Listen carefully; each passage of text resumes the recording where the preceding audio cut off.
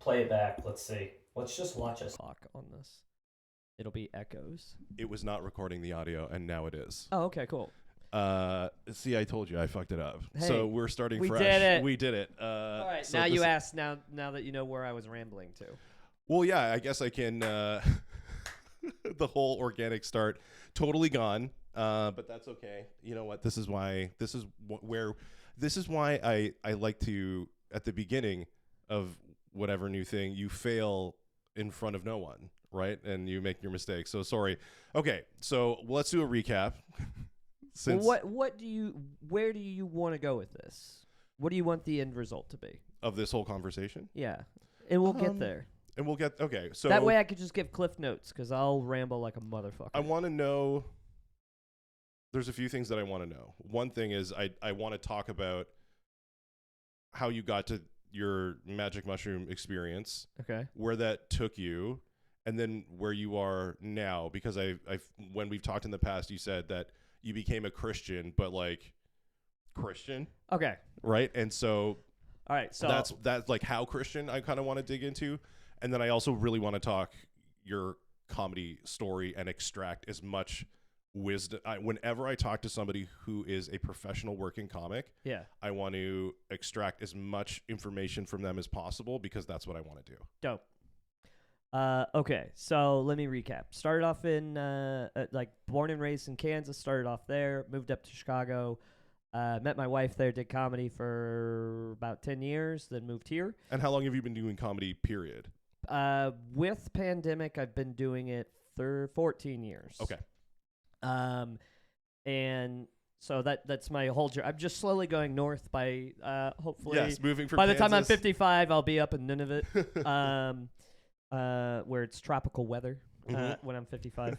But yeah, the first time I did mushrooms, I was talking to this girl on MySpace that found me. Never met her in my life. Yes. We were going back and forth. I drove 3 hours down to her house. Never met her before. And how old were you? I was early 20s. Okay, so she was mid 30s. She was, yeah, but you smelled blood in the water. I think it was the exact opposite. Really? I like so she was a recent divorce. She just got into a divorce. Yes. Well, I feel and out of a marriage. Yeah, and out of a marriage. I just feel like you're a guy in your early 20s who's just like, I'm gonna get laid. I mean, that was my MO no matter what. Sure. Yeah, I mean, honestly, if my wife dies or leaves me, I'm going right back into that. That didn't leave me. Now I just put the moves on my wife. It's much easier. I don't have to smell around for someone to like me now. But she, so I think she smelled chum in the water. She was like, hey, look at this dumb dude full of cum. I'm going to get that. Yes. And so I drove down to see her. The first time she opened the door was the first time I actually met her. Yes. And then she was like, come in. We watched Seinfeld for a little bit. Okay. She ordered a pizza, and I'm like, this is the greatest buddy hang ever. And then she pulled out a big bag of mushrooms. She's like, you want to do mushrooms with me tonight? I started drinking when I was like 13. But okay. I've never done a drug other than mushrooms in my life. Oh, wow. Okay. Yeah, and so we were off to the races. I think we did maybe 2 or 3 grams together. Okay. And it was the first time she had ever done too. So we both, it could have been the worst experience, but it was great. Like we hung out, we did it a lot. A lot. Yeah. I stared in the mirror. That was pretty cool. Yeah. I did all the negative things, but because we were so, I don't know, just needed each other at that time. Sure. Yeah. It was a wonderful experience, and that started me from like, okay, I'm going to do this for the rest of my life. Okay. And when you did the 3 or 4 grams, that wasn't like a transcendent, transformative experience, but you were into it? It was transcendent in the same way that doing comedy for the first time is, where it's not like I had this profound experience. It was more like, well, I'm addicted to this now. Yes. You know what I mean? Yeah. And so all my good experiences with mushrooms in the future all stem from that original that original, my pupils dilating and becoming addicted to it. The first like big like probably mind altering one I had was at my friend Gabe's house. He was a fellow comedian. Okay. They had house parties at their place all the time, and I did probably 5. I did. It was a handful of mushrooms. Yes. I have no idea. I'm assuming now that I know it better, probably around 5 grams of mushrooms. Okay. And it was a really dumb experience. Mm-hmm. It shouldn't be, just like mushrooms. It's hard to explain to anybody who hasn't done them. You know what I mean? Yes, very much so. But it was much like this. I was sitting in a chair. It was the middle of winter. I was sitting in a comedy. It was a comedy house, so there was artists and stuff. It was an artist house, so it was a big house, but it was old and dilapidated. There was no. You ever see the movie Fight Club? Yes, like a squat. Yeah, it was kind of like that. It was in a bad part of the town, like there was gun firing, but it was a bunch of hippies that lived in there, so anybody could come in and out. And they used to throw house parties all the time. And so I was sitting in what they called the art room, and it was just basically the attic. They converted kind of like this room. Mm-hmm. They put art on the walls that people would bring and do whatever. And I sat there with a oil heater in between my legs. Okay. And I just tripped balls for either like 4 or 5 hours or 17 years. Mm-hmm. I don't know what the time was. Okay. But I vividly remember sitting there, and it was that very similar experience that a lot of people have with hallucinogens, of that profound thought that nothing is disconnected and everyone is the same. Okay. And it reignited I think a longing that I had for spirituality, religion, or whatever you want to call it. Okay. And it got me to be religious again, but to define it for myself. Okay.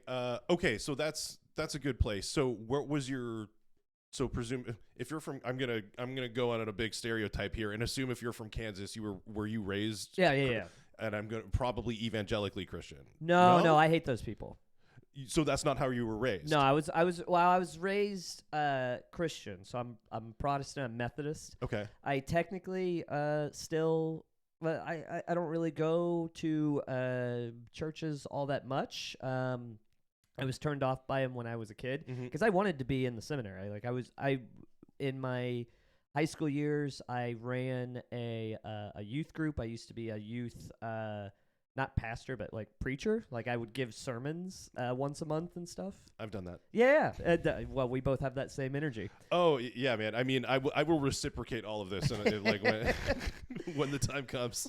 But yeah, so I wanted to be become a Methodist preacher, and probably around 16 years old is a lot of church politics happened, and it really it showed me that church wasn't the safe haven that I always thought it was, because it was, I had friends that were like, trying to kill themselves or getting deep into drugs. Like I grew up around a lot of white trash people, so there was just always domestic abuse or just kind of the drudges of society that you would have to be faced with at a early age.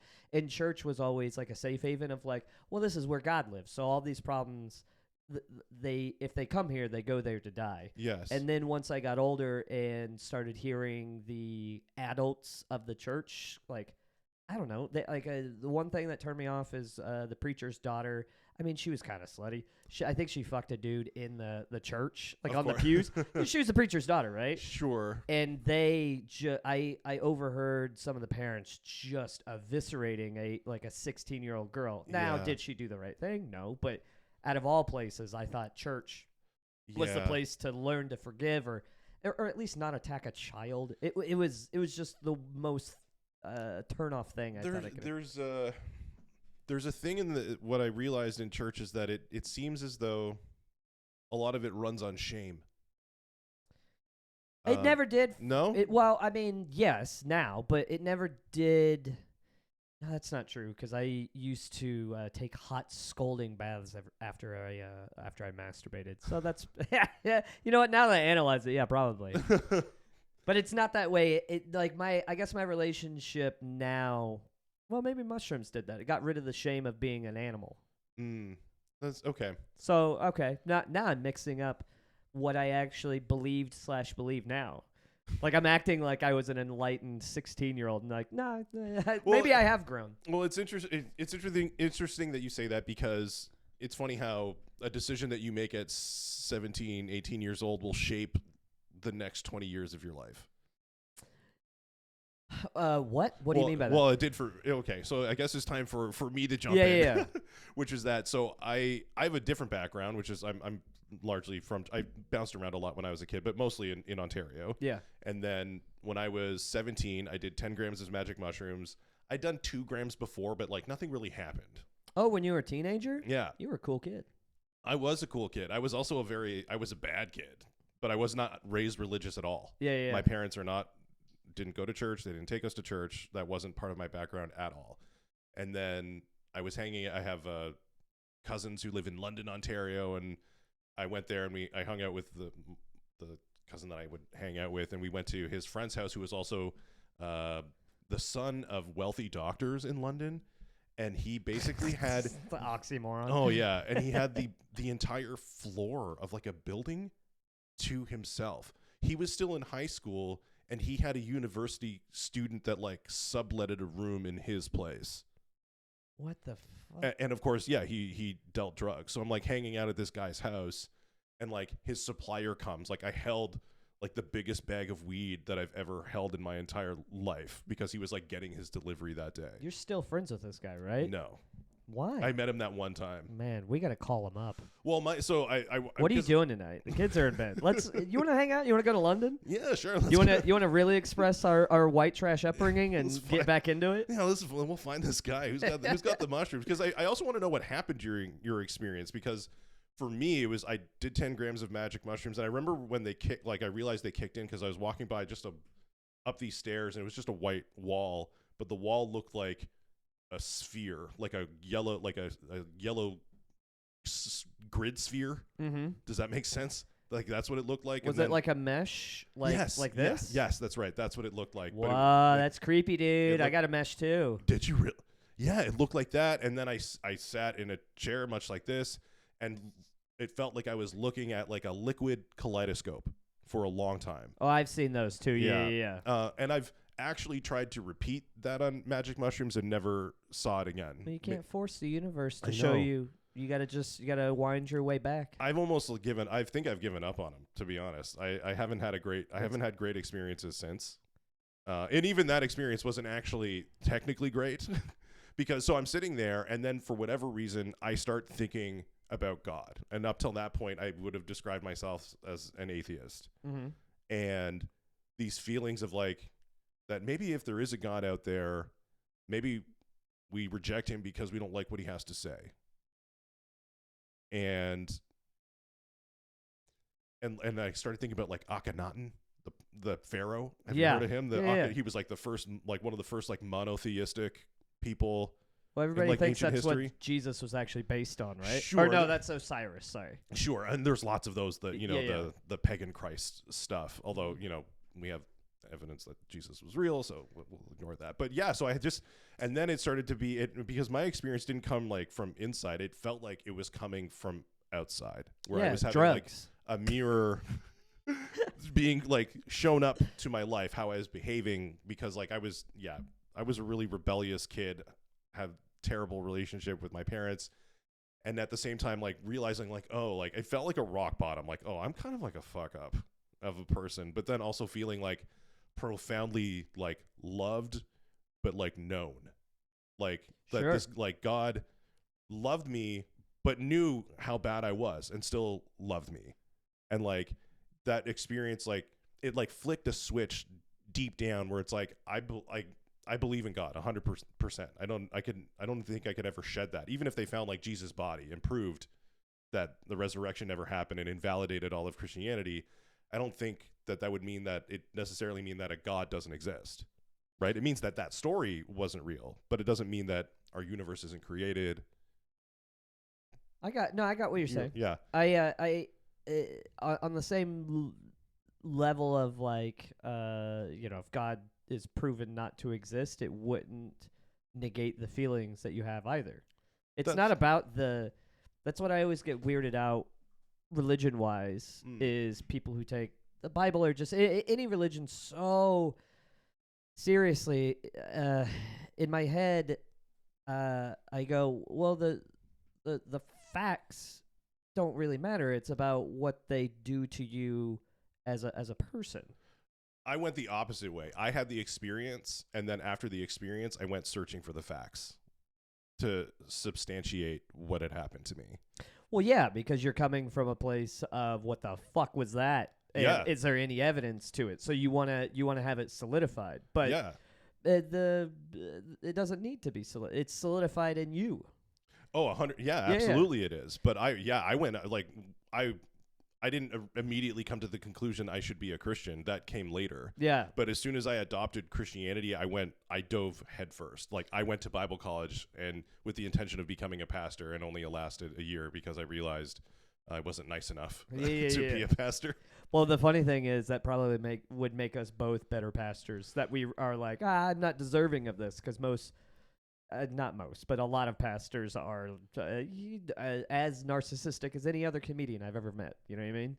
Yeah. So it's like, yeah, if you have a reverence for that position and you go, I'm not worthy of it. It's kind of like being a politician where you're like, I want to help, but I feel like if I do, I'm not smart enough to do it. It's like, well, then you're probably the person that should do it. But also I don't want to be a pastor. I don't want to tell people how to live a good life when I'm still going like, I'm pretty fucked. But you know what? I feel like that's what is missing, is the transparency, is the feeling of, and because you don't spend a lot of time in the church evangelical world. I spent the last 20 years in it.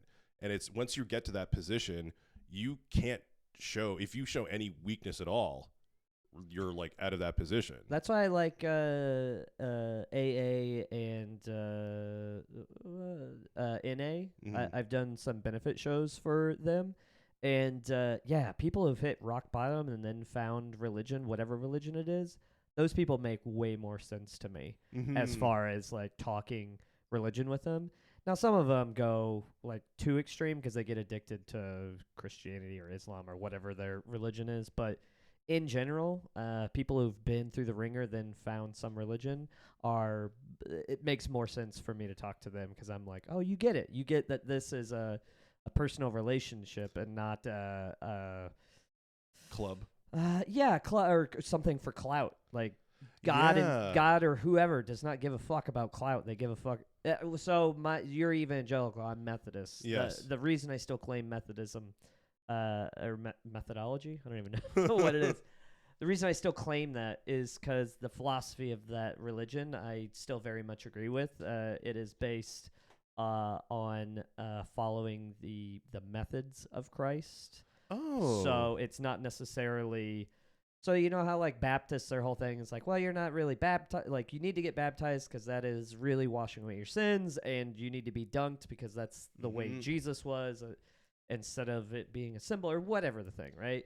Methodist, the main tenet of it is what were the deeds of Christ's action? Like what did he do? What example did he lead? Then that's what you should do, and that means more. What you say isn't necessary. Like what you do matters way more in life than what you say or espouse or preach or anything. Yeah. Your actions speak louder than words. Like a true what would Jesus do way of living. 100. I'm pretty sure the what would Jesus do came out of a Methodist church. That makes sense to me. Yeah, I think because I got into it so much later, and maybe it's different in Canada. Like I think church in Canada is very different than America. I have to assume that we do it, but I've been through all sorts of denominations. I've gone to churches of all sorts of denominations and never felt like I needed to take on everything about what they, espouse doctrinally. I've been dipping into other religions recently. Oh. Terrible. What's going? What's going? I know. If only Kansas could hear me now. That's not what Jesus would do. Come on.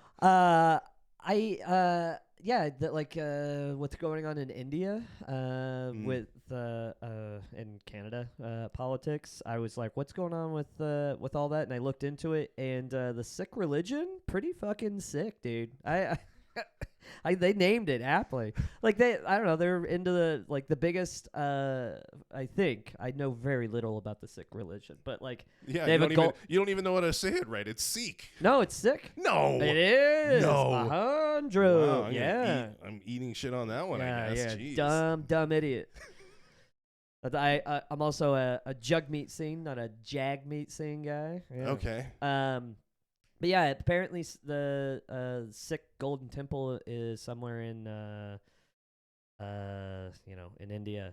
They have the world's largest daily like free food.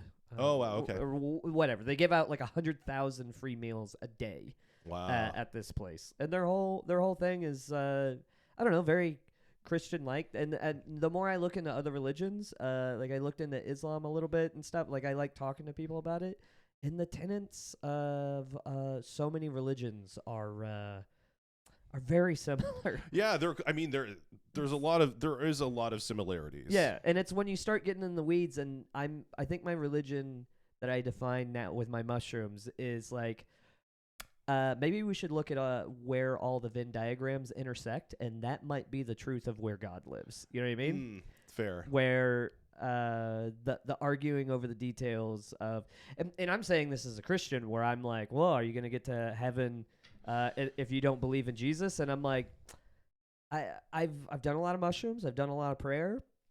I could be led astray by some evil force. Really don't think God who killed his son really gives a shit if you believe in him or not. I genuinely go like, hey, he killed his son, so that way like we could have a better relationship with him or her or whoever. I think that God's just like, you know what, just be a good person. I mean, try to start there. Dude, yeah, let's start there. And I think maybe the barrier of entry of like just believe in Jesus, like just trying to find the lowest common denominator, because like anytime I would study the Bible, God always read as like a abusive alcoholic father who just was very like tried to discipline his children, where it's like, all right, here's all the rules. You stay in this room. You don't eat off of that fucking tree. Don't talk to snakes. And then we just kept messing up. And then he's like, screw it. And like one night he got drunk and left the bathroom sink on and flooded everything. Like, what the fuck did you guys do? We're starting it all over again. Yeah. And then was like, all right, here's 10 rules. Just do these 10 rules. And we couldn't follow them. And he's like, all right, well then here's my son. Just recognize him. And I think now God's given up on us, not given up, but God's recognized what a dumb creature he's made, that he's like, you know what, just fucking be nice. Can you be nice? Well, I mean, that is largely the story of the Bible. It's a book full of so many rules that it's almost meant to overwhelm you, that there's no person who can meet this standard. And it's like this is the standard, and it's a story of him kind of bringing us back to it in a sense. And that's what I feel like when Jesus talked about like the narrow road, where it's like there is like the path, there is a perfect way of living that none of us can actually achieve, but like you can see what it looks like, at least conceptually, and try to aim toward it. Yeah. But yeah, I think based on what you've said, I'm definitely like way more still like in the Christian camp. No, I am, but on a personal level. Like it's not evangelical. Like I very much am for the poor. Like honestly it dictates my politics, but not my relationships, if that makes sense. Yeah. So on a macro level, I think I'm very much am in what I would describe as a Christian living, where it's like being charitable to the drudges of society and trying to lift them up. The people who are last go first.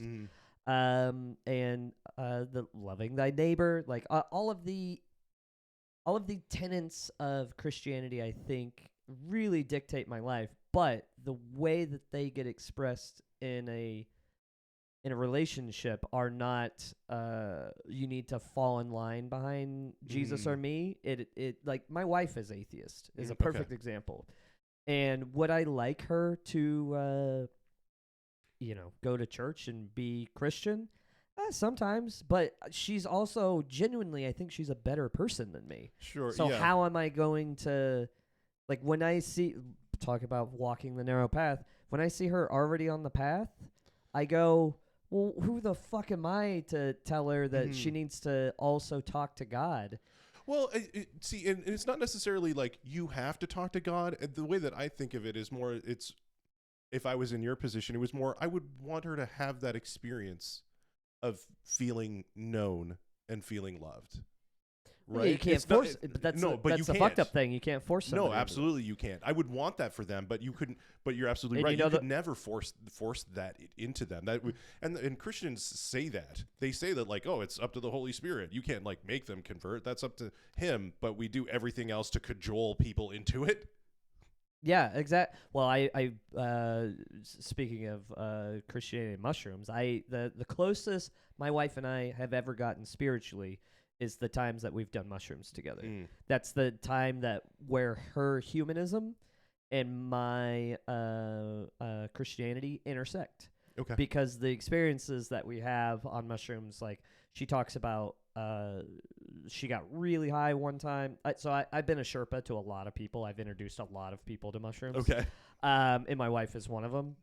And one of the more profound ones that she had was that fractal experience, the kaleidoscope or whatever, where she saw the fractal of the universe and said that kind of oneness and everything. And she went from being a staunch atheist to going like, there's some type of oneness. She calls it more of a consciousness because she doesn't have any God or deity behind it, but she has a consciousness because she's also a psychologist. So she understands that we don't fully understand what consciousness is, and she's like, maybe that is what I was experiencing was the one true consciousness ever, what we would call God, I guess. So, but yeah, we've done that. Can I talk real quick because I completely forgot? Can I talk about my mesh experience? Yeah. Okay. Tell me. So I got this is like my 10 grams. The first time I did it, I was sitting there and I closed my eyes, which makes it way better, right? When you just start creating a whole world in your head. Yeah, it's a totally different place. So I've had crazy fun adventures, but this time, all right. So when you are thinking in your own head, right? And maybe you've experienced this in comedy.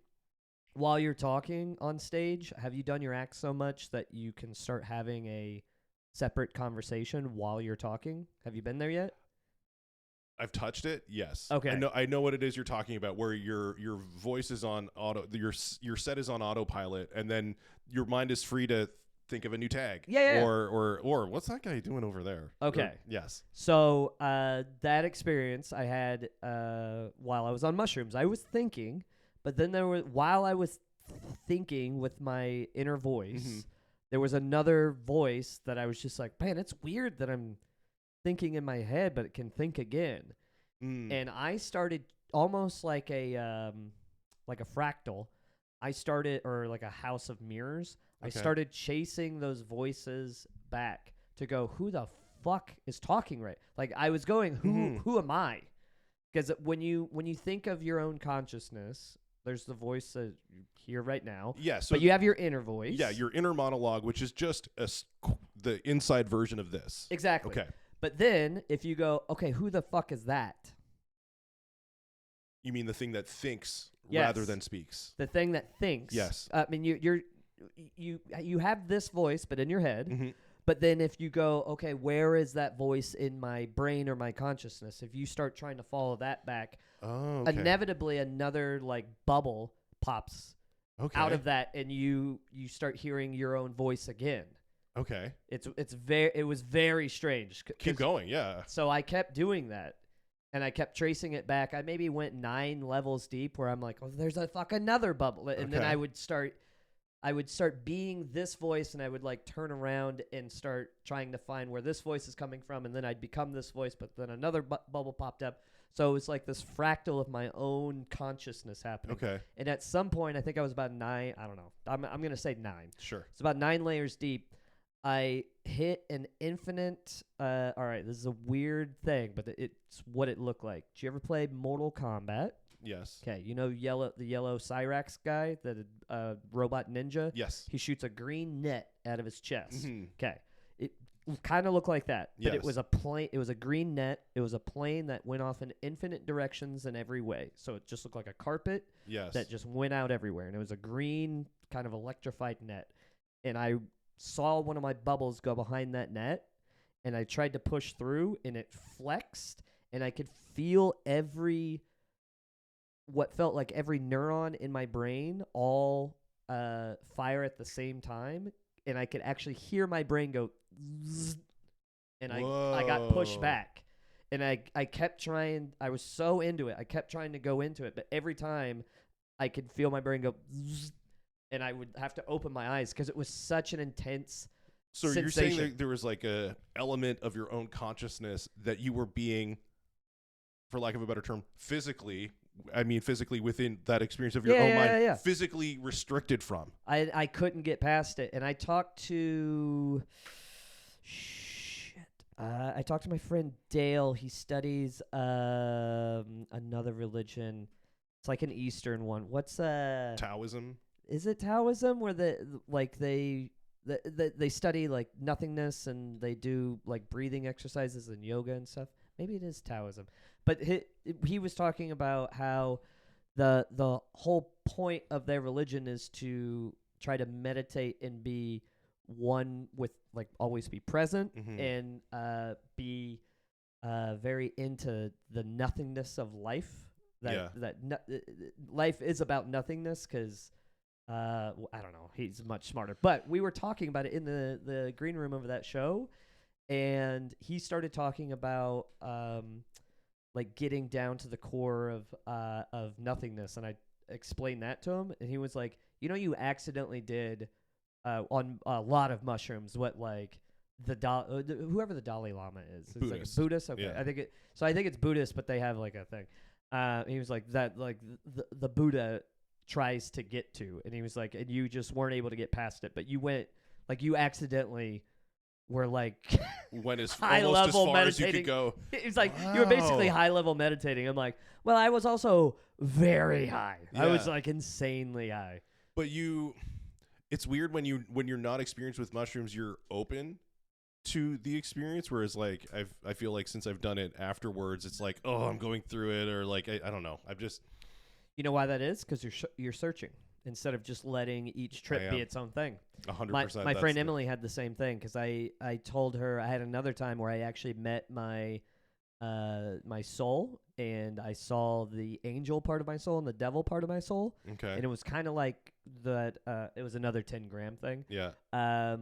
Whenever they say that you die, you have flashes of your life. Yeah. I basically bifurcated a bunch of my good deeds and my bad deeds, and I was able to talk to them. Okay. And that was a pretty messed up experience, because I was having a good time with my angel, and then my devil was like, dude, you were a mistress. What the fuck was that all about? Like, it was pretty bad. Yeah. But I told her about that, and then she wanted to have a deep experience like that, and she just couldn't do it because you were forcing it. Yeah, you can't. Yeah, you can't force it. So yeah, maybe it'll. And that's why I've kind of like I'm 5 days into quitting weed.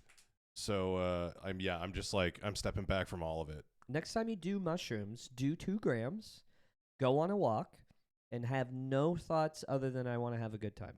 Gotcha. And that, you know what? Not even that.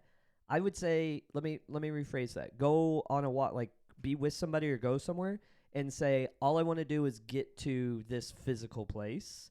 You almost act like Frodo, Samwise Gamgee. You go, I want to get to this physical place, and then you just let your mind wander. Okay. And then anytime you need to have control, you go, all right, let's move, because I need to get to, the fucking Walmart or whatever it is. Now, what was the experience, your mushroom experience, that made you like get into God then? It's no one experience. It's it's every. So the angel and demon one really made me. That solidified, like, my religion's never leaving me. Yeah, well, there's a thing about. I feel like there's things about, all right, like I'm in this weird place where I still have a connection to Christianity. I believe in God. I believe it. Like if Jesus is giving out salvation, I'll take it because I also believe in right and wrong. Yeah. I really think that there are like moral rights and wrong. I think that those are real. But then I almost in a sense also feel like the whatever way that Christianity is presented, at least in church, seems too small for what it is that it's trying to describe. That's why I've been looking at other religions because I go, I genuinely don't think that anybody has figured it out yet, which actually makes sense to me. There was a Muslim dude that I talked to, and I think the same thing happens in Hindu or the Sikh religion, but they have no depiction of God. Yes. They just have like a symbol, and we were talking about it. And he's like, yeah, we depict with just like a symbol or a letter because how fucking dare you it's not even possible to actually understand God. And then I started thinking about it, like, yeah, there is a lot of hubris going, like painting God as like just some old Santa Claus, and you're like, there's no fucking, that's not God at all. In fact, that simplifies it to like a crazy amount. And so the idea of studying other religions makes me go like, oh, okay, maybe God, I mean, if God is everything, God has to be in these philosophies too. Mm-hmm. Now, do I follow their tenets? No, I follow the teachings of Christ. But I look at it less as a religion, more of a philosophy. That's why I'm kind of okay with it. In my mind, I go, yeah, to me, Jesus was God and gave us these tenets to live by. But I don't feel the need to push that upon anybody because I'm like, well, that's my philosophy I want to lead. Now, if anybody wants to ask me or talk to about it, then I'm more than welcome. Well, I feel like I just think God has his own arrangement with each person. Yeah, 100%. Right? Yeah. Right? Like you can't force that. I heard this guy, I've never said this out loud, but I don't know. You know when you watch like YouTube clips or something like that, and it was a guy who was talking about having a near-death experience, but what he described was like rang really true to me, which was that he said that like he died, you do the life review, like where all your actions, you know, and then it was like you were one returning to a whole, and that where it's like all the consciousnesses reconnect and in endless worship of the source. And it's like I could have been there for a second. I could have been there for 1,000 years doing that. And what he said was that like the reason that this plane of existence exists is because it's the one thing that can't be, which is limited. Sure. Or separate. Well, right? There was a like when you're one part of the whole. Here you're just a one. Well, I heard. I don't. Does that? And there's something about that. I know what you're saying. There's something about that like really spoke to me. And I was just like, oh, but it's like that doesn't fit necessarily with Christianity in a sense. And like, this is where I'm all messed up right now. Well, why are you messed? I'm going to ask why you're messed up on this. But I want to say, I'm pretty sure my wife said this while we were high on mushrooms, that she said that maybe the purpose of us existing is for the universe to experience itself. Because otherwise you can't have I guess kind of like the first time you did a shitload of mushrooms, you kind of looked at yourself for the first time and had this like epiphany. Yes. It was almost like you had an out-of-body experience. Maybe life is God's own way of having an out-of-body experience to experience itself. Because otherwise it's just a lonely existence of wholeness. Yeah. But if you have these micro consciousnesses, when they go back in, you get to throw more lived experience and fun shit. Yeah, I don't know. Okay, so what's messing you up? What are you confused about right now? What's the thing that's making you go, what? Well, I think the thing that you were, I don't know. I'm not talking about with me. I'm talking about in your own personal life. Okay, so where are we?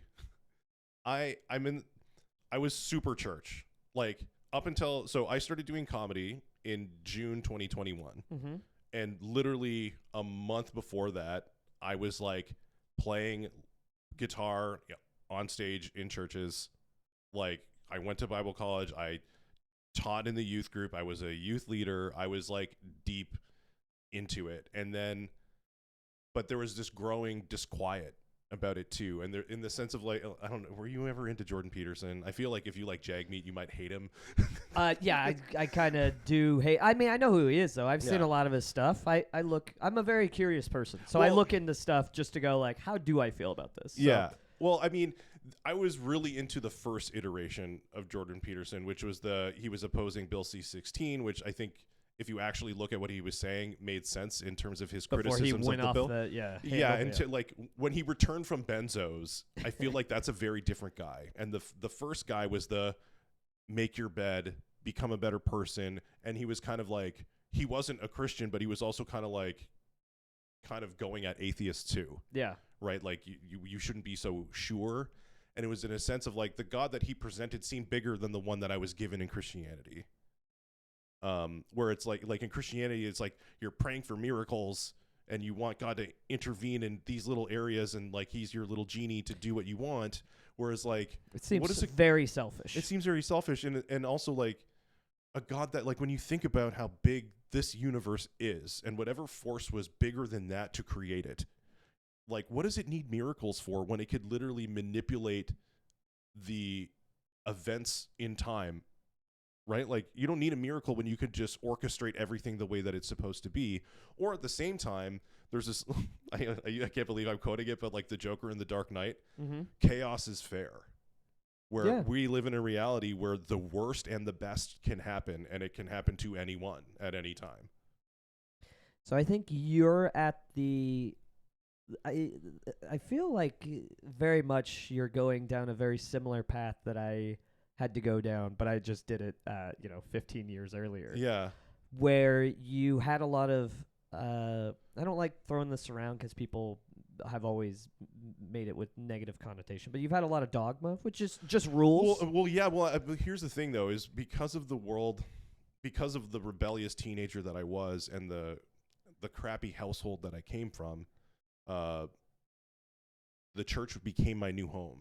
And I adopted that as my new family. And you like the rules. And I like the rules. It provided me guardrails because I was out of control. And that's why you still like that there's good and evil and not a gray area. Like there needs to be boundaries. Because otherwise the chaos is crazy. Yeah, and like when I would look at other religions, it was so I could debunk them. Yeah. Right? Like and now I feel like I'm in this open place where unlike a lot, because I've been in the church a long time, most of the time when people leave the church, they become atheists. They give, like, I've said this in like almost all the podcasts since that I've had, like people leave the church and they ditch God. And I'm not sure why that needs to happen.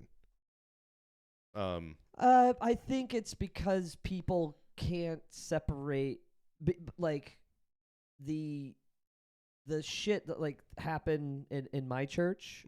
I could have easily been like, well, if that's happening, then God doesn't exist because why would that happen here? You just lose if you lose faith in the structure, you lose faith in the idea. I think that's happening. Well, I think it also has to do with comedy in a sense, because like I said I wanted to be a comic when I was 8, but I didn't start till I was 38. Yeah.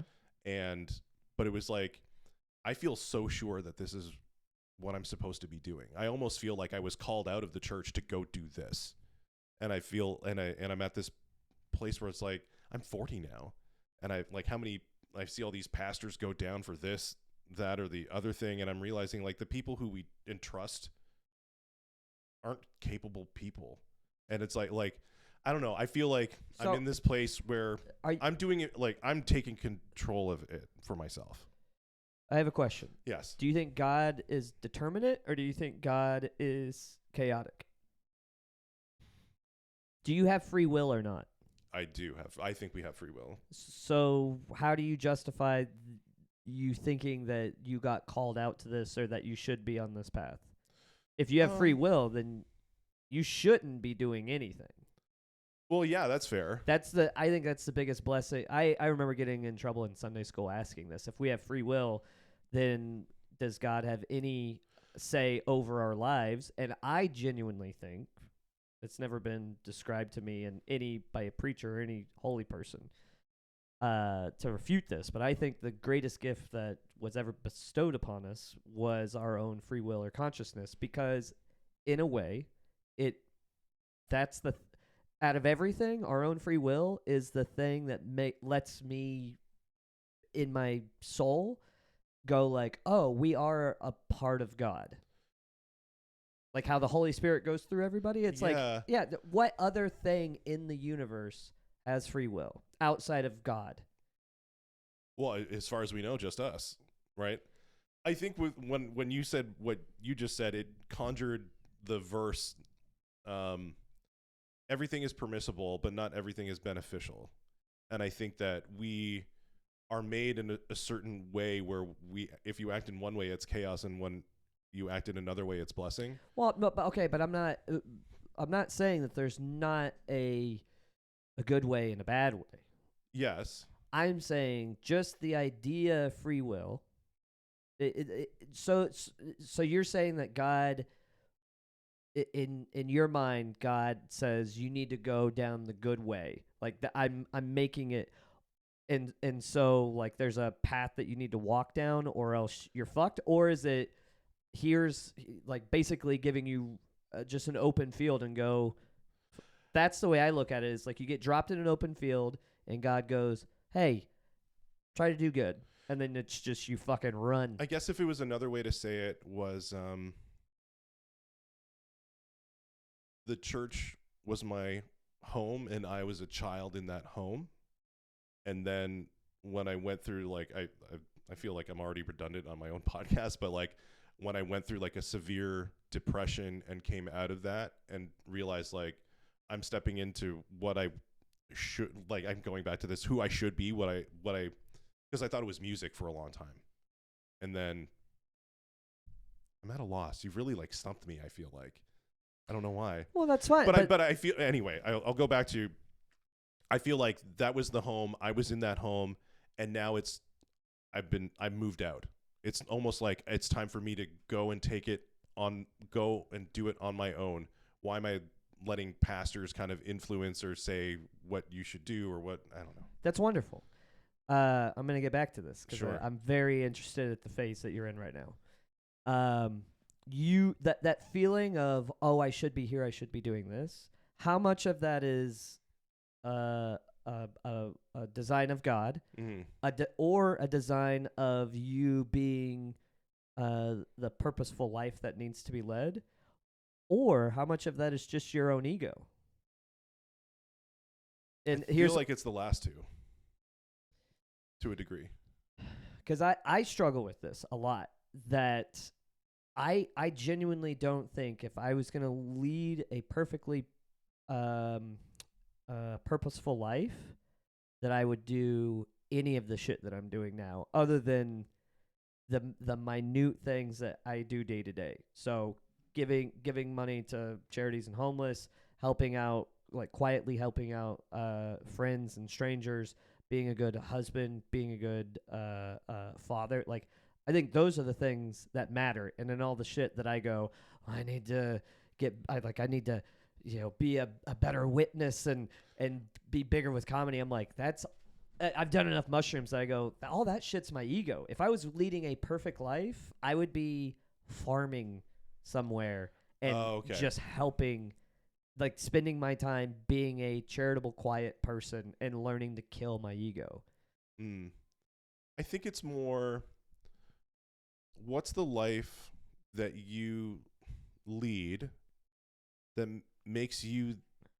allows you to be the best version of yourself? Because maybe Sam isn't meant to, like, can't be a farmer, isn't a good farmer, doesn't have the skills or inclination to be a good farmer, but he's a great comic. And that's how you impact the world positively. No, that's You don't that's think an so? ego. No. Well, I mean, if we're going to, I don't adhere to your philosophy on life. I think that we're not meant to have a path other than, like, I also like the way that it's kind of been described, but also like ancient Egypt, they had you weigh your heart on the With scales. the feather, yeah. I quite enjoy that. I hope that's what happens when we meet God, and what determines us going to either heaven or hell is just going like, all right, you ran. Let's see how much fat you got on this heart. Like, did you do enough cardio? I that terrifies me. Absolutely terrifies me. I feel like there's no way my good outweighs my bad.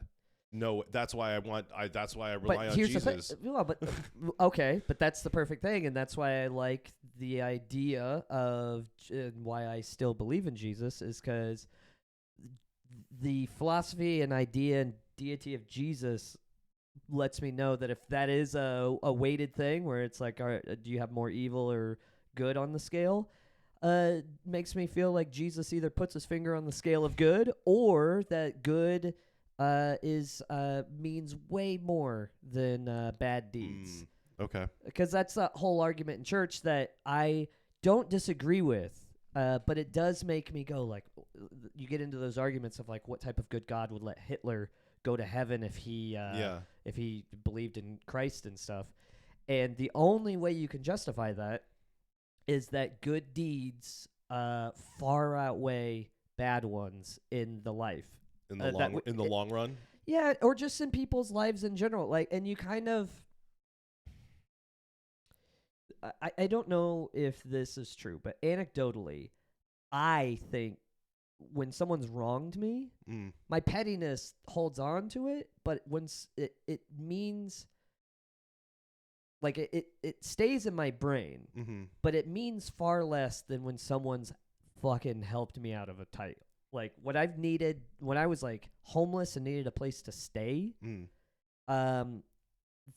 those moments mean so much more than the bad ones, if you know what I mean. But weirdly, the bad ones stay with you. So maybe I'm wrong on this. Well, but I think, I don't know if you've heard that whole notion of like, it takes like 10 good comments to outweigh one bad one. Oh, so maybe I've got it exact opposite. Yeah, like they talk about like the sandwich method when you're giving people feedback, like start with a positive, then give them the negative, and then follow it up with another positive so they don't feel so bad. No, but I'm talking about so you think it's with deeds too? On whose side? Like the receiver or the giver? The receiver. I don't know, man. I think because I think about it like this. Me giving $50 to someone in need, $50 is a lot of money to me, but it's not going to change my life. No. But $50 to someone who's just on the street, that changes their week. Yeah. You know what I mean? Now, I don't know what they're going to do with it, but that's a huge fucking, oh my God. Because I've had people in a less spiritual way. I've had people, I sell buttons after my show. I don't even sell buttons. I do them for donations. Sure. And I've had people just give me $100. Yes. And they're rich as shit. That doesn't mean anything to them. But it means a lot. Fucking ton to me. That I'm just like, God damn, you gave me $100 right now. And that's why I get, sorry. No. I don't want to go this route, but that's also why I fucking hate billionaires. It's like, you could give away $1 million to somebody every month, and it means nothing to you. And if you don't, that's why I kind of think billionaires are evil. Just if we're talking Christianity, I'm like, yeah, you can't do that. I don't know. I don't want to judge how people come into it or earn it, because the other thing is like how it's used, right? Like you could, if you use that money to multiply it exponentially, then you can exponentially expand the impact that you can have, right? Like you don't have to be evil. Like if you're good at just because you're good at making money doesn't necessarily mean that you don't give it away either. But like, okay, right? But you, like, I don't want to critique somebody for having the skill of making money. If you are a billionaire, that means you have $1 billion.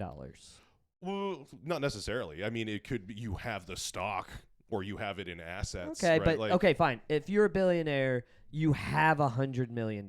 Yes, exactly. Yes, you're absolutely right. If you have $100 million, you're evil. I think I'm evil because I have a savings account. That's one of the more evil things that I look at my savings account and my ego goes, yeah, I got fucking security. But then, I just downtown Toronto, I saw fucking so many homeless people. I'm like, I'm a sack of shit. Yeah, I don't need this money. I already got a house. I got 2 cars. Like, I don't need this money in the bank. We see that thing as if money can solve all the problems, though. But it's like, have you ever seen that? I listened to the Joe Rogan episode where he talked to the guy who did the soft white underbelly interviews. Have you seen those? He's a photographer who goes to he used to go to like Skid Row and interview addicts and prostitutes and pimps and like people who are in it.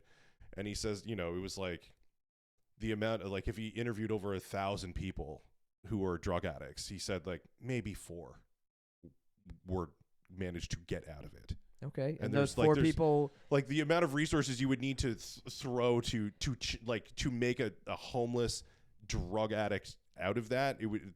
I don't know if we have the resources to do that for every person who that affects. Or you're making excuses for your own ego. I'm not saying, because I think $100 million could fix 4 people.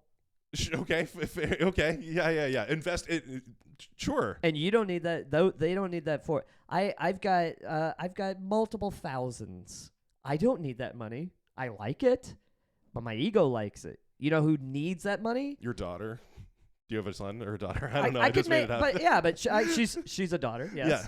Yeah. And she's 4. She doesn't need that money. She's 4.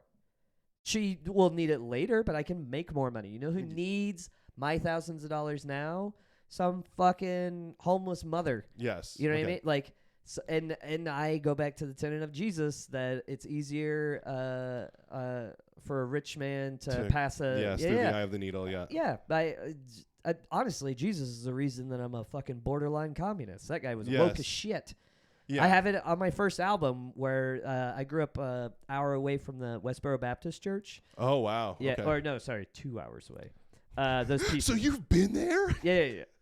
But I grew up around that. My best friend been gay our whole life, and got death threats in high school. Just and I've always heard, all this fucking homophobic and transphobic thing. You invoking Christ to hate on the downtrodden and this whole pick yourself up by your bootstraps. That's why I kind of hate. Sorry to hate on evangelicals, but I hate that the televangelist thing too. Yes. Oh, where it's like, oh, you give to me and you get it tenfold. I'm like, oh, is that why you give, to get more, or maybe just give to be a good person? But that whole that side of Christianity really turned me off to the church. Of like, are you guys even reading the same person? Because the dude I know in this book, historical or not, was a dirty hippie in the desert with 12 dudes in sandals going up to prostitutes. Like, you want to hang out with me and my friends? Like, that's and relying on other people to like stay with. And, can I have your donkey? Yeah. He's he's a wine drunk. He's just not even borderline alcoholic, full blown alcoholic. And he's just he's a dock worker. He's a fisherman. Like, he's a fisherman and a carpenter. Every carpenter I ever knew was doing whippets at noon. Like, he's a. I would not call Jesus an alcoholic. I mean, probably listen, back then everybody was an alcoholic because he was still human, right? He's still human. Doesn't make him evil. Just means that he was probably a fucking alcoholic. He had to drink. All the dogmas coming to the surface right now. Well, why would it be bad if he was an alcoholic? Is that an evil thing? If it would be not an evil thing, but it would. What sin is that? He needs to be. Drunkenness is a sin, right? Like, how is drunkenness is a sin? Does it say that in the Bible? Yes. Where? I'm sure I could Google the verse for you. I think it says it it definitely says it in Ephesians. Are you talking Old Testament? Because I remember. That's new. Wait, Ephesians? Ephesians is new. Oh shit. Okay. Thought that was Old Testament. That's okay. Because I always quote the Jesus line of I am the way, the truth and the light. Truth and the light, and then he says like the Old Testament or the whatever. He was like, forget that shit. Yes. I am the way. I'm the truth and the light. So you just follow what he did. He drank wine all the time. Drank wine, but not necessarily getting drunk. You have to also keep in mind that the alcohol percentages in like ancient wine was far less than what we have now. Well, sure. Okay. But just trying to make jokes. He also needed to be a again the dogmatic like Christian part would say that he needed to be sinless in order for his sacrifice to be meaningful to clear the slate for everyone. It needed to be like an infinite sacrifice in order for it to apply. That would be the traditional Christian answer. I feel like hanging out with a prostitute is a sin. No, well, I mean, I feel like it's not like you're wrong in where your headspace is at, because all the Pharisees thought that he was a sinner. Look at all the people he's hanging out with, they're bad. But the other thing is when they drug him in front of the Sadducees or the lawmakers at the time, nobody could find any blame in him right? And so like they were saying that he hung out with these people, but he didn't necessarily do bad things. But I don't want to get too into the weeds. Oh, okay. Well, dude, unless you want to, sure. Yeah, I'm all about this. Yeah, I like talking. I like talking about my own religion. Well, it's rare that I get to do it. Well, you know what? It's all the people I talk to. It's like they're I get to like talk about it deeply because which is weird though. Because, I have a lot of private conversations with comics. Well, I mean, the whole reason I was motivated to have this kind of slant on my podcast was the sheer amount of comics that I met who have religious or spiritual backgrounds. It was overwhelming. I was like, how can I not talk about it? Well, because I think. The problem is, really with any religion in our generation, you're looked at as dumb. My wife calls me dumb all the time. Sure. But it's also, there's so many bad and rightfully earned stereotypes of any religion that you get put into that yes, because you believe in something. It's almost like a political party where it's like, well, if you're part of this political party, then you're this. Well, and that's the thing, though. I feel like I'm almost at this place where I want to believe it. I believe in God. I believe in Jesus. I don't know if I want to play for this team anymore. You should join the mushroom-ists. The mushroom team. Yeah. We have hit an hour. Let's go 2. Do you want to do 2? We could, if you want to. I'm game. But I would like to switch gears to comedy. Sure. Is that okay? Yeah. So you said you've been doing comedy for 16? No, 14 years. 14 years. So you started when you were 22? If my math is correct. Yeah. No, 20. 20. So that would be 16 years. Sorry. Pandemic really fucked me up. Sorry. Well, it's so funny when I first started and I was like, when did you start comedy? And they're like 2 years ago. I'm like, that's the beginning of the pandemic. Yeah. None. Yeah, I didn't know. I did like I did Zoom comedy and I did some fun interviews with some famous people, but yeah, it wasn't the same. Okay. When I was in my basement just tearing my hair out that I don't have. Yeah. Okay, so did you start in Kansas or Chicago? Kansas. Okay. What's the scene like in Kansas? Well, I'm here now. Gotcha. I left as quick as possible. Okay. I started. I was doing. I went to school to be a graphic designer, and then after one of our finals, me and my friend Jordan. Actually, it was his idea. He was like, "Oh, there's a comedy club. Let's go to it." I didn't know this is the home city I grew up in. I didn't know we had a comedy club. So we went. Happened to be amateur night. We walked in. The dude was like, "Oh, you here for amateur night?" We both were like, "We're funny." So we sign up, and he goes up and crushes, and then I bomb right after him. So first time I ever went up, I bombed, and I've been doing that ever since. Bray. All right. Real Bray. And then, and does he still do comedy? No, he just crushed that one time, and it was enough. That was right. He did. He crushed it. He's like, I did it. Yeah. And then I've been trying to make up for the first time I ever went on stage. Yeah, I did that and then moved to Kansas City for about a year, then moved to Chicago, and then moved up here. Okay, and so most of the time you were cutting your teeth in Chicago. Yeah. And when did you become a? I would define pro as you earn your living. Oh no, it was 2015. 2015 is when you. Yeah. That's when you started earning your living from doing comedy. I quit my job working retail. Luckily, I had met my wife by then, so she was still in school, but she had a place, so I moved in with her, and that took a huge load off. Yeah. I mean, I still had to pay, but it was like way so I was. I think when I was living with her, I went from paying $350 per month plus like utilities and all that stuff, which is already low. We lived in a illegal basement apartment. There's black mold that we just lived with. Oh, yeah. It was a comedy house. Yes, rotating batch of comics. And then I moved in with my wife and like paid $200. So I was able to do the road and like able to pay for both of us while she was going through grad school and stuff. So, and then I managed to make a career off of it. And then she became a doctor in psychology, and now I can say no a lot, which is great. Yeah, I bet. So good. So you went full time in 2015. How long had you been doing it by then? I guess. So that was 24 years. So it'd be 4 years. So 4 years into comedy, and so you 4 or 5. So you're 2. doing comedy for 4 to 5 years, and then you went pro. Yes. Or went full time. Oh yeah, wow. yeah. Okay. Do you think is it harder in Canada? For you guys, yeah. Yeah. 100%. Well, because there's just more population down south, so. And then you guys trying to get down south, I didn't realize that's why I'm part of Cask. Yeah. It doesn't affect me at all, but I think it's unfair that it's such a fucking pain for you guys to go down and work. Well, Whereas I mean, I can go. It's that border does not exist to me, especially Yeah. now that I'm a Canadian citizen too. So yeah, you get the I best get of, both. Yeah, of yeah. both worlds. Okay, so was there a time when when you were going? So because I feel like 4 to 5 years is really fast. But I guess that I'm judging that by Canadian standards. No, I think it's fast, but it's not like I hit. It's not like I was doing theaters and shit. I was just middling and doing road work. So it's like, and my nut was so low. You know what I mean? Okay. That if I made $2,000 in a month or $3,000 in a month, I was golden. You know what I mean? So, and I've never had debt. I've never lived in debt. I've paid for stuff in cash. So that's the one thing.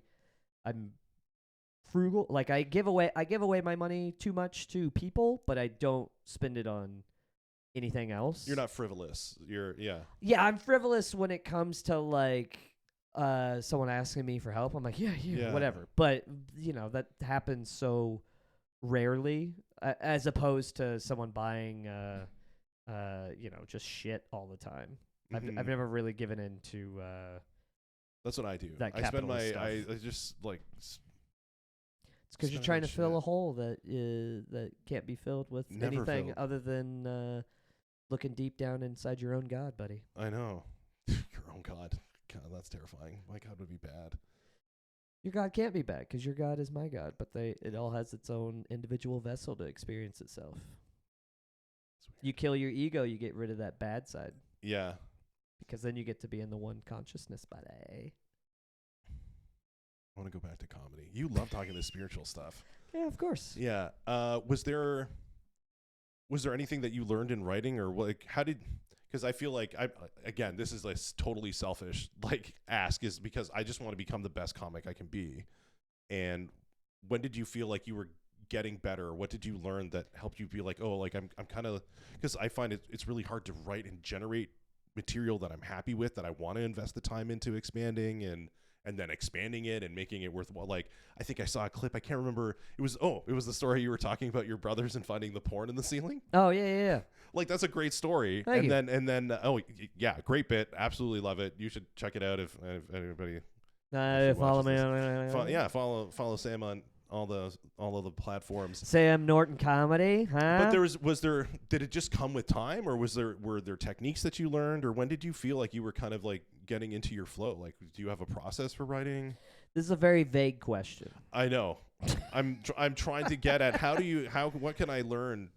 What can I learn? What you're wanting? Well, how is this? I'll say it like this though. I'm 2 years and 4 months in, and yeah, what advice would you give to me then? Don't, and this goes micro and macro. Mm-hmm. Don't edit yourself before you've tried it.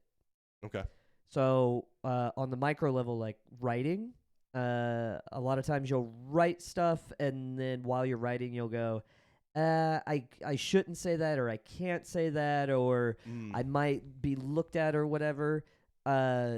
You don't get to determine that. The audience does. The audience should be your editor. You should go up with what you think is funny, but you shouldn't go, ooh, how is this going to be looked at? Like that whole, I get so pissed off nowadays. Hopefully it'll die in the next couple of years, but I get so pissed off of cancel culture or woke culture. You can't say, it's you can say it. Yes. The process has not changed in the entire time I've done comedy, that the audience dictates what's funny. Now, if you think something's funny and they don't, and you want to continue doing it, that's your prerogative. Maybe you can find your own audience. But if you're wanting to entertain an audience, you write what you think is funny. You go up and you go, do you guys think this is funny? And they will let you know whether or not it's funny. And then you take an opinion poll at enough places. It's like a Gallup poll, right? Where If it doesn't work the first time and then you do it 4 more times, but those 4 times it does work, guess what? That thing's fucking funny. Yes. And there's no woke people fucking coming for your shit. They just think you're funny. So I would say don't edit yourself. But that also goes into macro and comedy and kind of in life that you, I mean, this is great that you fucking pulled the trigger and did this. It's another thing where you just go, I don't know if I should try it. It's like, yeah, just try it.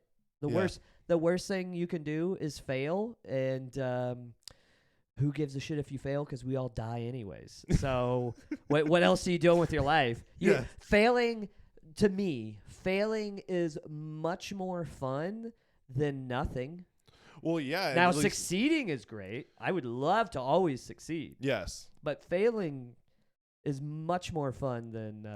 well, and especially if you think of the context of, like, if failing is part of the process, then you shouldn't get dissuaded by failure. And the other thing about failure is, another way to phrase failure is you learned something. Sure. I mean, that's like way more... I don't even think about it like that. No. I think about it more like, you know the feeling you have whenever you're watching someone do comedy? Mm-hmm.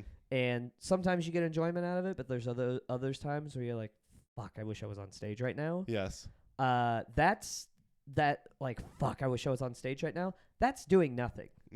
I would rather bomb on stage than sit in the audience and go, fuck, I should be doing that. Yes. But that's what all of life is. Instead of going like, fuck, I should. It's like, no, I'd rather go, I'll fall on my face. That'll suck. I'll do it. I'll do it again until I decide, you know what, all of this, like, you do it until you decide the nothing actually feels better than the failing. Yes, okay. Which rarely happens, but it's like, yeah, if you get punched in the face enough, maybe you'll go, yeah, I'm maybe going to stop this. Yes. But, you know, what else are you doing with life? So just fucking never edit yourself. Okay. The world will edit for you. Gotcha. Okay.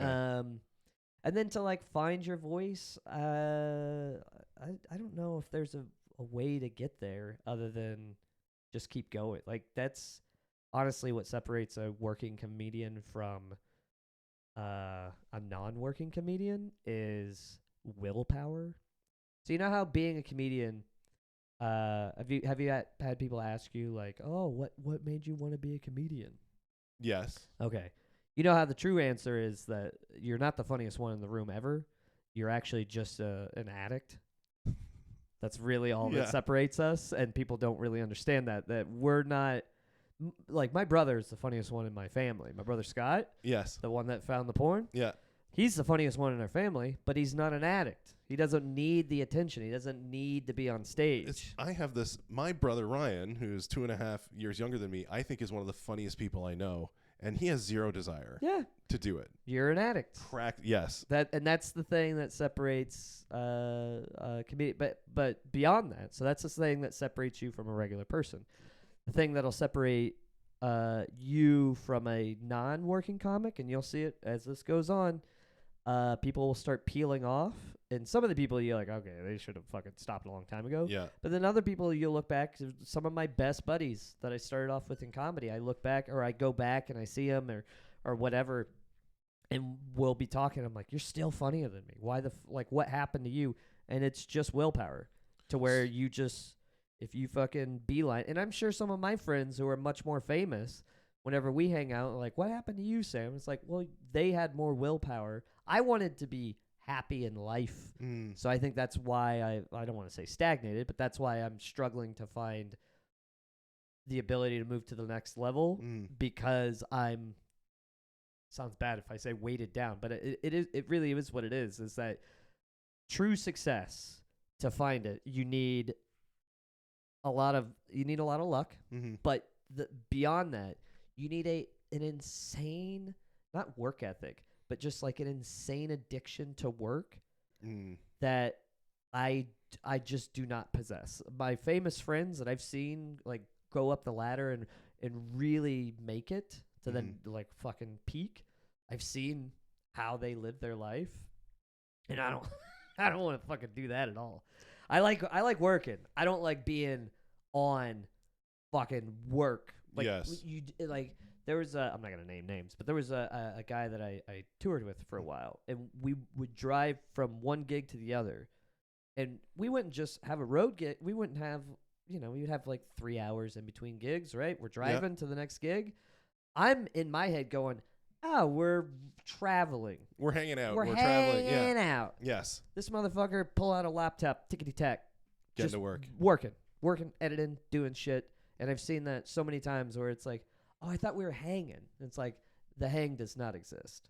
Gotcha. If the hang does exist, it is to further the career. And I'm like, yeah, I don't have that in me. But that's the next level. And is that what the comics are? That is truly the thing behind the comics that we see work at the top. They work. Willpower and work. Yeah. Is like, that's why whenever people are like shitting on Matt Rife, where they were like, he's not a real comic, I'm like, I guarantee that motherfucker works harder than 90% of the people out there, and that's what you don't see. Yes. That's why I never shit on anybody who's doing well. No. I'll shit on whether or not I find them funny, but I will never shit on their success because I'm like, guaranteed.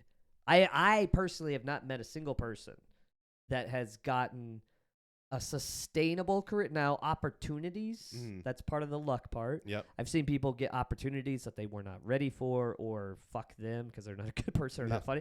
So that's different. But somebody who's been successful for like more than a year, that's 100% work ethic. And they're working way harder than you will ever think. So gotcha. Yeah. If you want to move up to the next level, outwork whatever you think everybody else is doing, do 5 times more.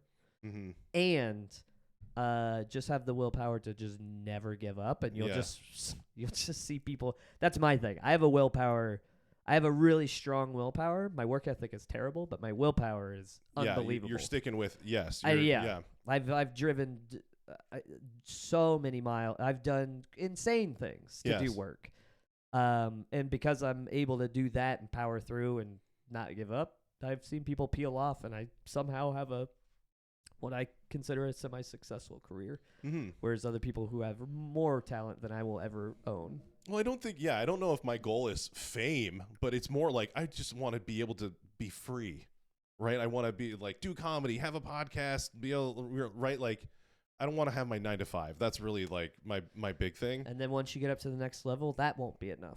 I'm sure. That's the addiction part of it. Yes. It's never enough. No. There was Adam... not Carolla. Adam Sandler. No. He was on Top Gear. Do you know what I'm talking about? I've heard of Top Gear, but I don't know it. Anyways, I worked with him. Okay. And I remember I was middling for him, and I was about to go out on stage, and I was just sitting over my notes. And we were talking about how sometimes you stare at your notes, and right before you go up, even though it's your set, and you know it's gonna do good, you just look at it and you go, I got nothing. I don't like any of this shit. Yeah. And so we were joking around about, like, I was just looking at my shit. I'm like, I don't want to do these jokes. They're not even good. Like, I was just doing that. And then I just folded up my stuff. And right before I went out, I just looked down and was like, because he's been doing it like 20 some odd years, very successful. And I was like, does this ever go away?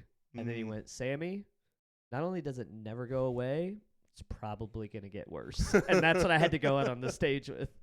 But I'm like, yeah, never goes away. But that's part of why you do it, is because you're chasing, getting rid of that. You're chasing the high. I remember asking Dom Pare, and I said, like, do you ever, like, I said, do the nerves ever wear off? He's like, nah. They can if you, fuck Dom. To a degree. They can if you frame them in a different mindset. Okay. So nervousness and excitement are the exact same energy. It's just a different mind frame. So instead of being nervous, which is a negative, you just go, I'm fucking excited to go up, because you are, if you think about it, you are, the reason that you get nervous is because you're excited. But the negative, it means something to you. Yes. But where the nervousness comes is you go, oh, I don't want to fuck it up. Yes. But if you just go, I'm just excited to go on stage. Yes. It turns into excitement. So that the energy never goes away, but you can make it not nervous.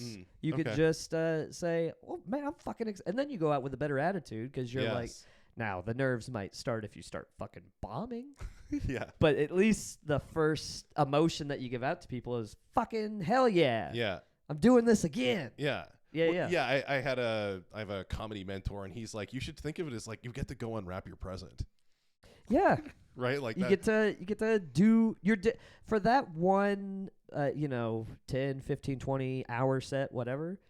That's the only time you're truly happy. And I'm saying that as a like I have the best wife, I have a love, like the best kid. I have an easy, to quote Jerry Seinfeld, my life is a boulevard of unbroken green lights. Yes. I have soft hands. I have nothing to bitch about. Yes. And yet, the only time I'm truly happy is that fucking light to light when I'm on stage. And so trying to appreciate it every time is the goal. Now, sometimes, you just don't want to work, but yeah. What is that? What is with that when it's a heroin addiction? Is it? Yeah, geez. There's no separate that. If you could talk to Narcotics Anonymous and shit, were you ever an addict that you know of? No, you never went into NA or AA or anything? Nothing like that. Oh, no. okay. Well, if you ever talk to him, it's creepy how similar. Well, I mean, the way that I would say it is like I remember the first time I killed and like the first time that I started to do well. They didn't limp away. You just chopped their head off. And that just gonna ignore that. Just like that's how I got into the church. I fucking murdered somebody. The first time I like, oh wait, no, I was talking about being on stage. Yeah. No, not me. I bit their ear off. First prostitute. Just chasing that feeling. That's what Jesus is talking about, right? That's right. Murdering prostitutes. Well, I equated it to, I remember when I was 8 years old and I was in karate class and I got my yellow belt. And that was the first time I think I felt that feeling of like deep satisfaction and accomplishment. Yeah. And it's like every time you do well on stage, you get that feeling. At least for me, that's like what I equated to, that feeling of like success and accomplishment. It's like, you might need to do better at comedy, because if after you get off stage, you go, man, that was like being 8 years old getting a yellow belt. Like maybe winning the lottery. When you're 8, getting your yellow belt in karate is winning the lottery. What's crushing like? It's like getting a yellow belt. Not even a black belt. You're just, such a sad life. Isn't yellow belt one up from white? Thank you. Yes. Yes, it is. And then we ran out of money and I didn't do karate anymore. That's so funny. Wow. You get the white belt just to hold up the gi, and you get the yellow belt because you said, "Hi." I really dislike what you have just such happened low. here. You are a new comic. Your low standards of, I crushed on stage. I've not been good at a lot of things, Sam. Hey, you know what? You're failing. That's better than nothing. You know, Oh man, a yellow belt is better than no belt. that's right. Some people didn't get it. They're just walking around with an open gi. Yeah, just our white sensei in Newmarket. You didn't even get a yellow belt from. I went to the dojo that was next to the McDonald's my parents told us they were getting divorced in. That's why you couldn't get your blue belt. That's right. Do you still have your yellow belt? No. Oh man, you should go buy a yellow belt. That way you can hold on to it. Like every time you get done with a set that you're a fan of, you should just pull it out of your backpack and fucking string it on yourself. Be like, strut around. I'm a yellow belt tonight, guys. I think I remember the name. I think it was Fred Villari's martial arts karate. Fred Villari? That just was some his name. fat Italian? Yeah, just a white guy started his own karate club in Newmarket. Jesus Christ. Yeah. So, well, thanks for shitting on my feeling of accomplishment. And, really, I'm just telling you, hurt maybe. my feelings. not the house that I own or my children or, Man, I've really turned your whole life topsy turvy. I've given you existential crisis on religion and mushroom trips, and now your enjoyment of comedy. Yeah, no, this feels like a good place to end it. I'm really upset. And this feels like a good place to pull out a gun on camera. No, but what I wanted to say was I genuinely appreciate you coming. I'm so glad that we got to hang out. But I feel genuinely challenged by what we talked about, especially in the first bit. I've heard that a lot. People have called me challenging. Yeah, often. Yeah, and very loud and aggressively. Like, Sam, you're challenging it a lot. And that's just my wife. By the way, about this time in the podcast, I'm just going to turn into a Borscht Belt comedian. Yeah, when you do your punchlines, you go, there's a maggot in there. That's when you put on your fake glasses with the nose attached to it, and I don't need a nose attached to this nose. I don't even think a fake nose can fit over this one. you fit well in Thornhill. Yeah. Is it what? Is there Jewish people here? Yeah. Oh. You are American. Yeah. Thornhill is the suburb immediately north of the city, and it's a very Jewish community. That's where I like primarily grew up. Are you Jewish? No. Oh. I was the lone goy in a very Jewish. So my high school had like a Jewish experience class. We had like, it was such a Jewish area. Was it health class? Well, you know what? It's so I always. That's a good joke. Come on, guys. I just thought it was funny that we had a Jewish experience class in a school full of people. Like, I guess being born Daniel David wasn't enough. What? You So need what to is learn about Jewish experience? Like talking about Jewish history? I didn't take it. The one person that needed to take it. No, I had my own Jewish experience. That was being in an empty school on Yom Kippur, watching Dead Poets Society by myself because the teacher didn't want to teach anything. Wait, why did the teacher teach on Yom Kippur? We wouldn't the school wouldn't be closed, but when there were Jewish holidays, the kids wouldn't show, like all the Jewish kids wouldn't show up. And so the school would be almost empty on Jewish holidays, but it wouldn't be formally closed. But the teachers still... But the teachers would come, but we would just like hang out. Were the teachers Jewish? Some, but not all. What about the one that made you watch Dead Poets Society? Yeah, that would be like some teacher. It's like English class with nobody in it. She's like, yeah, we're going to hang out and watch Dead Poets Society. I know, but was the teacher in your English class Jewish? Not that time. Some the odd a lot of the teachers were not, but the students were like, I would say like 60 to 70% were Jewish. It's so strange. And then we had a very large contingent of like new immigrants from like China and Hong Kong. And then like I economically Chinese people and Jewish people, you don't say. Yeah. I was a minority in my school. Not like racially, like we all generally look the same, but yeah. I was very tall relative to everybody in my school because I hit 6 feet by the time I was 14. Were you a star athlete? No, I was a drama kid. Oh, really? Yeah. Huh. Yeah, I got into university for theater and stuff like that. My dream was to be on SNL. That's what I originally wanted. And then I had my magic mushroom experience and thought that pursuing that was a selfish career choice or life choice, which is why I went to Bible college and I wanted to like be in church. That's what I thought. So how'd you come back to the selfishness then? When I realized I couldn't be a pastor, and then I just got a regular day job and just originally Did you have another mushroom trip to bring you back here? No. Depression did that. Depression brought you back to almost almost getting fired and like we're not ending the podcast apparently. Now it's just therapy. Yeah, I guess so. No, it was more. What was the question again?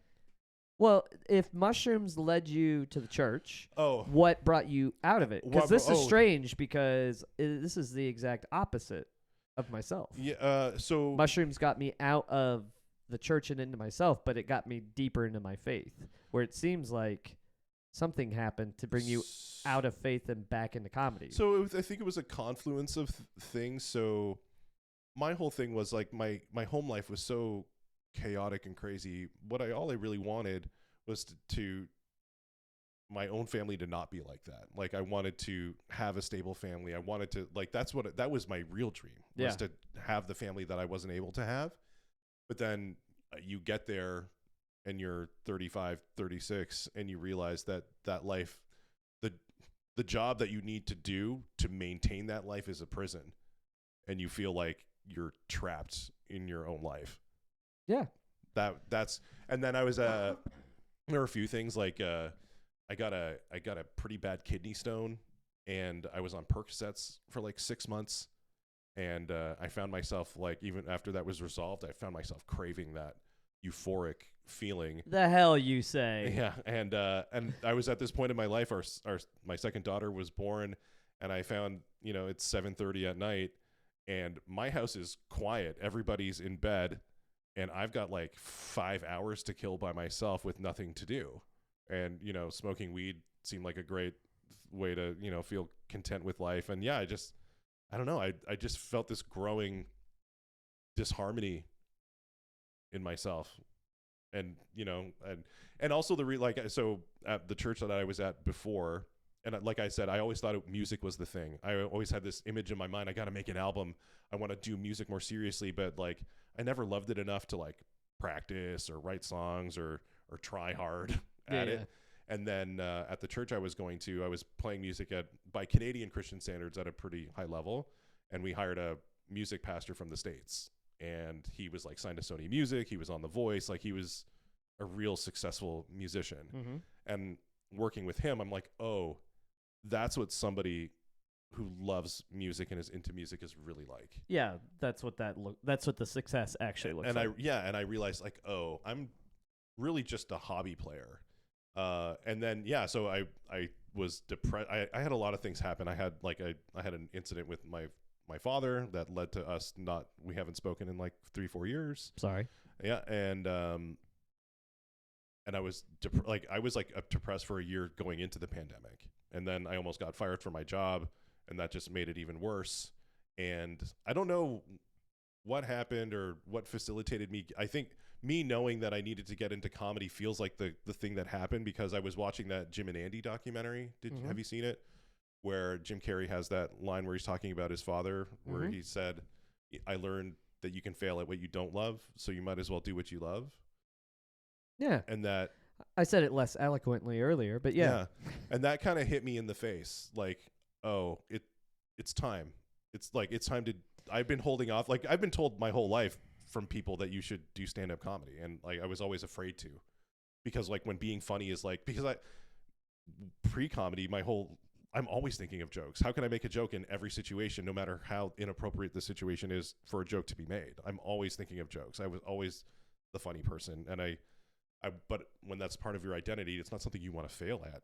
And so I always had some trepidation in going after comedy, and it just felt like in that moment it was time. Like with real assurity, it's time. And so I'm going to speak on behalf of comedy. I'm very happy you hit rock bottom and had a lot of horrible things happen to you. Thank you so much. Welcome to the Isle of Broken Toys. Oh yeah, I know, right? Like, it's where I belong. I was in the car with a comedian coming back from London. Yeah. And I was telling him about my life, and he was like, "Holy shit." I mean, that's it's fucking 80% of us. That's like fuck, yes. Yeah. So then pretty much the next day, I wrote an email to the worship pastor at the church at the time saying I was stepping down. I'm not doing this anymore. I had like a collection of like 10 guitars. I sold like almost all of them, and I committed to doing this. And I happened to mention to this lady at work that I wanted to try stand up, and she knew Danton Lamar, who runs the Lab. Yeah. And he hooked me up with the first backyard show because we were still locked down. Yeah. And that's how it started, and I did not bad my first time, and I was like, okay. Well, good for you. We're off. Good for you that you didn't watch your friend kill and then you bomb. Good for you. No, I had the opposite. Most people do. Yeah. Not to be like, not to be cocky, but it was like when I saw everybody else go that night, I was like, if this is the competition, I think I can do this. Yeah. That's how most comedians start. They go, I could do this. Yeah. Do you know Tyler Morrison?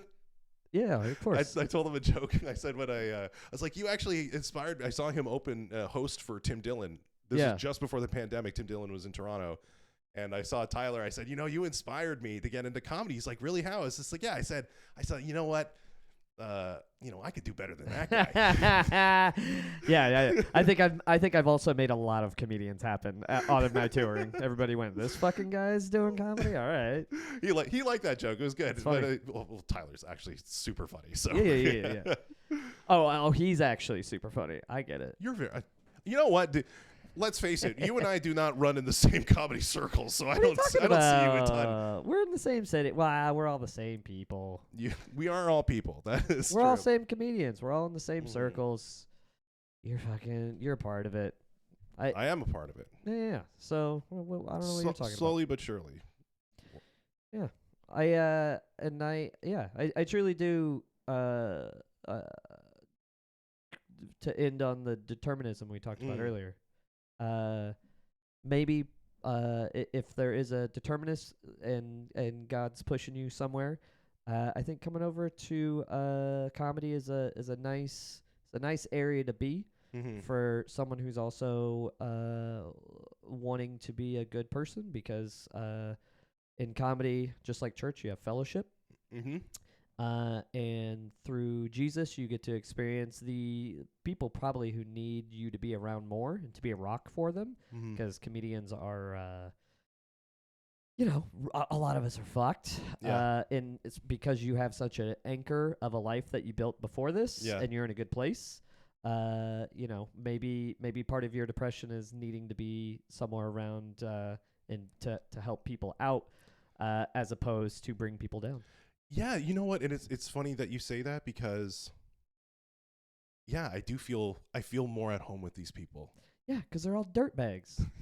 That's where every Christian should be, is with dirtbags. Yeah, and I said that. And there's less judgment. Yeah, I have my best friend Keith, who is very upset with me not going to church as much anymore. He's way more on the conservative side, but like, I also feel like I'm more connected with people who don't know Jesus than I ever have been in the last 20 years. Yeah, and Keith, love you, buddy, but who needs to hear about Jesus more? People who have already found him, or people that haven't, or to be a witness, Yeah. That's where I like to be. I like to be silent. I keep my mouth shut. I don't talk about religion to people. I just try to act as a good person, and then somehow that leads to private conversations where people go, happen with us, where it's just like, hey, and it comes up where people want to genuinely, when you're a decent person, I find that people who are struggling wonder how you've gotten to where you are. They get interested in you, and then that's your time to go, well, this is what I do. Yeah. And then, sometimes they go, oh, maybe I could try that. Yeah. Yeah. I think I think that's a good approach. Like, if not like I'm in this to evangelize to people, but it's like, how about they know me and trust me before I start like talking about like metaphysics and like existential. Or how about dread. even this? Not even metaphysics. How about they get to know you before they trust you with what quite possibly should be the most important decision someone can make in their life, which is following a deity. Like the fact that I see like the evangelism where they just go up to strangers like, well, you gotta evangelize, and it's like that is the crazy that is the most insane solicitation I've ever seen in my life. Like, people coming up to you going like, hey, what do you pay on your mortgage? That is less intrusive than, what is your soul going to do for eternity? Yeah. Like, can I know your name first? Can you trust? I in principle agree with you 100%. And then this one time when I was a new Christian, I walked up to a guy at Dundas Square handing out tracts. I'm like, does this really work? He's like, it worked on me. And I was like, all right. Fair enough. All right. But no, as general practice, I'm with you. Yeah. I'd rather get to know somebody, because then you can also help them out as a human being. Because just because that's another thing. Just because you know Jesus, or you've accepted it, like if that's your thing, your life doesn't get better. No. That's written in the book. Like, no, it's not. You're probably gonna still do real shit. No, it's not. It's not like a cure-all. It's so funny because there are like Christians who think that like Christians shouldn't be on depression or anti-anxiety medicine. I'm like, by that logic, that means that no Christian should wear glasses. Yeah, exactly. Or just live life at all. Yeah. Yeah. Life is pain. That's why there was a giant sacrifice for us. Yeah. Life sucks. It's painful. God doesn't want us to be happy down here. God doesn't care for us to be happy. Just cares for us to make the right decisions. And that's the thing that's fucked. So the only way you can make each other happy is by helping each other out, which is Jesus' whole thing. Yeah. It's like the only way to true happiness is to fucking help each other out, because sometimes you'll be doing good and somebody else won't, and vice versa. Yeah. So that's why it's best to, in my mind, get to know somebody, befriend them, so that way, when they start that relationship, you can be there to help it. Well, and that way when you're there for them, it means something. Or when you're there for them, you can fucking know what their name is. Yeah, that's good. Instead of like at churches where it's like, oh, we'll help you out. It's like I like the fellowship of churches. I do like that, the kind of charitable system. But I don't like the, hey, we go to the same church. You're like, you have never said 2 fucking words to me.